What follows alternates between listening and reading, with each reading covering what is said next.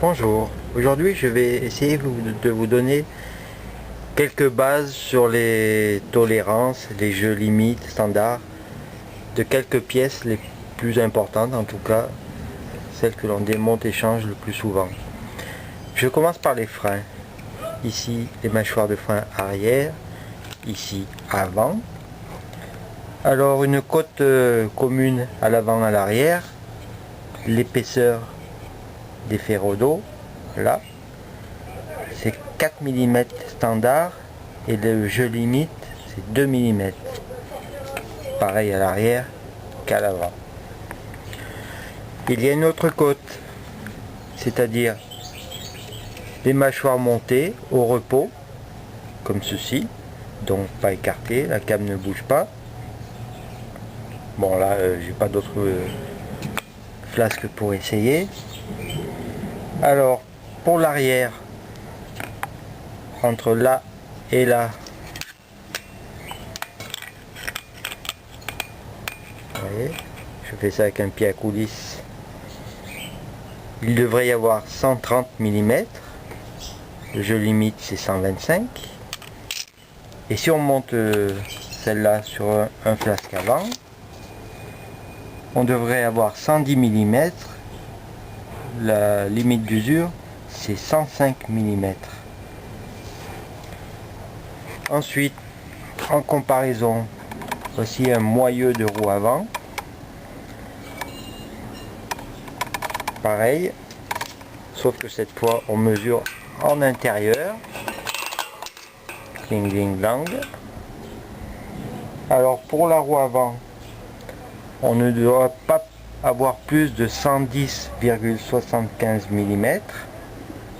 Et sur un moyeu arrière, on ne doit pas avoir plus de 130,75 mm.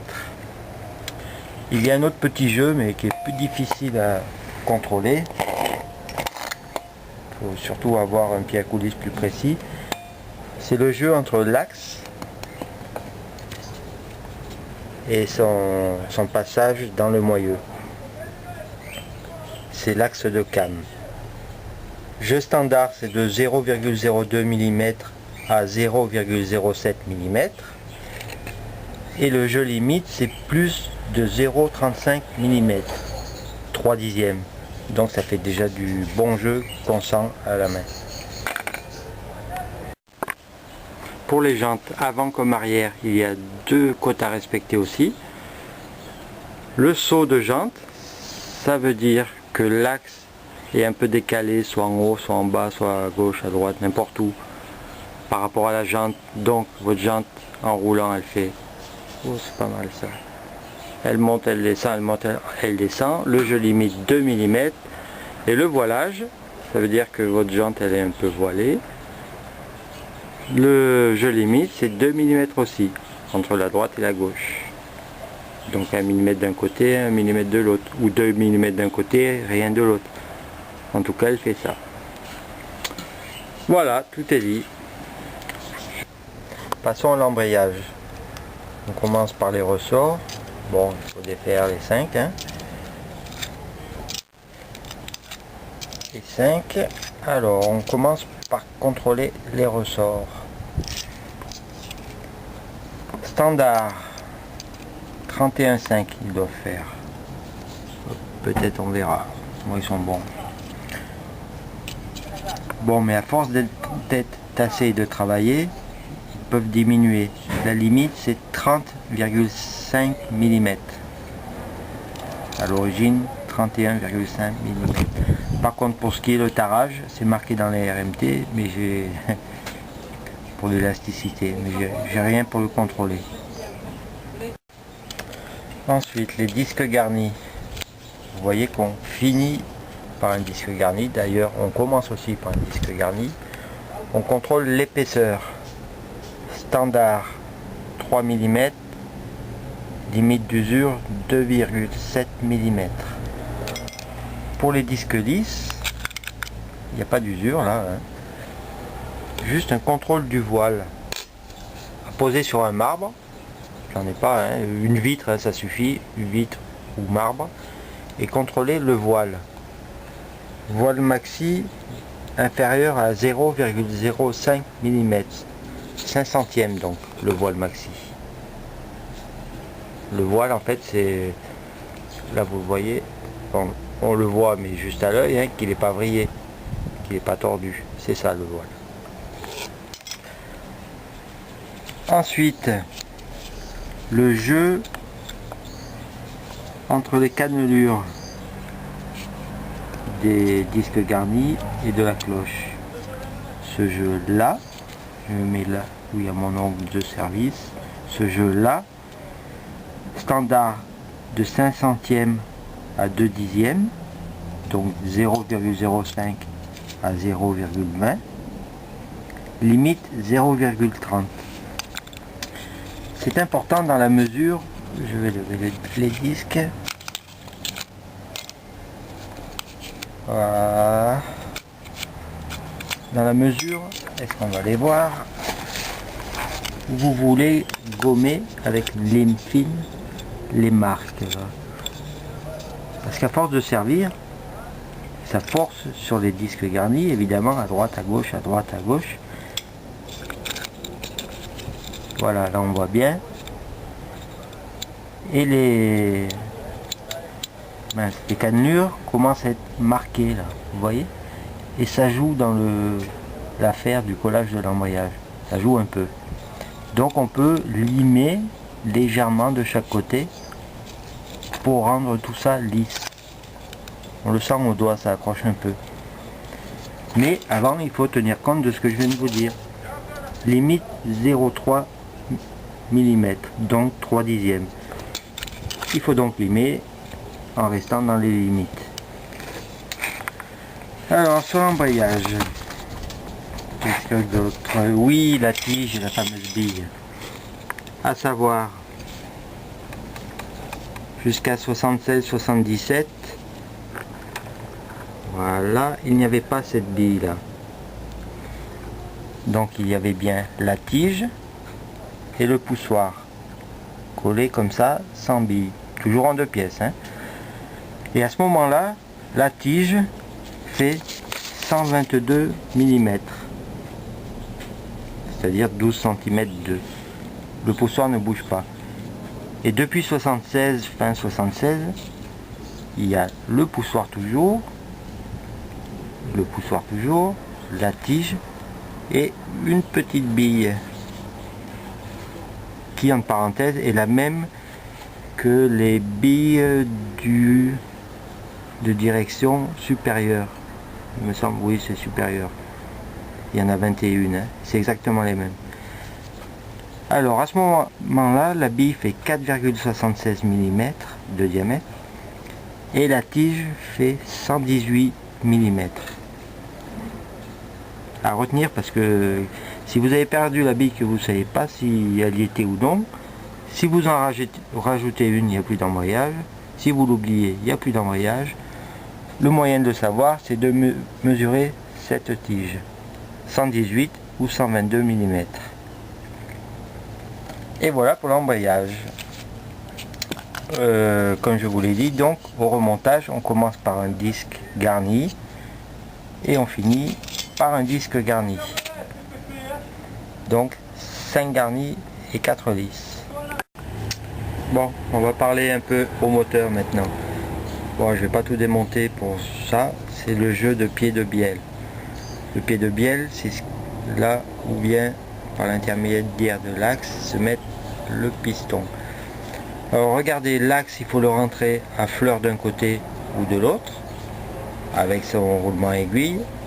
Le jeu ne doit pas dépasser en bout, en faisant pivoter, 0,5 mm. Et je vais parler aussi des mesures, parce que je vais vous le montrer après en vrai. Vous voyez, les 4 endroits de mesure pour mesurer la conicité et l'ovalisation du cylindre. En haut, là, au milieu et en bas. Sur 2 diamètres différents. On va voir ça en vrai tout à l'heure. A tout de suite. Alors pour la culasse, rien de spécial. Juste la planéité du plan de joint. Alors pour la vérifier, on prend un marbre ou une vitre, c'est toujours mon bout de bois. On badigeonne de peinture rouge, de teinture rouge ou bleue comme vous voulez. On la pose bien à plat et on vérifie que le marquage est identique sur tous les bords. C'est la seule chose à faire. Si vraiment il y a des différences minimes, on peut la roder en mettant de la pâte à roder sur le marbre ou sur la vitre. Je vais pas frotter hein, et en rodant doucement comme ça. Si vraiment la planité a un défaut trop important, on change. Pour le jeu piston cylindre, et on prend les mesures par rapport au point le plus éloigné dans l'ovalisation et la conicité. C'est normal, hein, bon, mais c'est comme ça. Alors le jeu standard de 0,040 à 0,045 mm, donc 40 centièmes ou 45 centièmes, la limite 0,1 mm, c'est-à-dire 1/10 de millimètre. Mais bon, si vraiment vous dépassez le 0,1, ça veut dire réalisage. Et après la suite, j'en parlerai plus tard pour les codes 0,25, 0,50 et tout ça. Pour la mesure de la conicité et de l'ovalisation, vous avez vu donc sur deux diamètres, celui-là et celui-là, et 4 hauteurs. Alors pour faire tenir ça un peu en travers, histoire de voir, ouais. À 5 mm du bord supérieur, en fait on divise par 4, hein. 5 mm du supérieur, une mesure au niveau de la jupe là. D'ailleurs c'est pas la jupe parce que la jupe c'est le piston, à peu près à mon doigt. Et deux intermédiaires, un peu en dessus des transferts et un peu en dessous. Ça fait 8 mesures. Et avec ça, vous faites un graphique si vous voulez. Et vous pouvez contrôler l'ovalisation. Conicité standard 0,05 mm. Ovalisation 0,01 mm. Et bien, sinon le cylindre en taille standard, c'est comme celui-ci, c'est 56 mm. Pour les 175, c'est 66 mm. Pour l'axe du piston, vous le voyez là, il faut qu'il soit monté. J'ai même mis la cage à aiguille, pardon. Le jeu standard 0,017 mm, 17 centièmes. Le jeu limite 0,05 mm, 5 centièmes.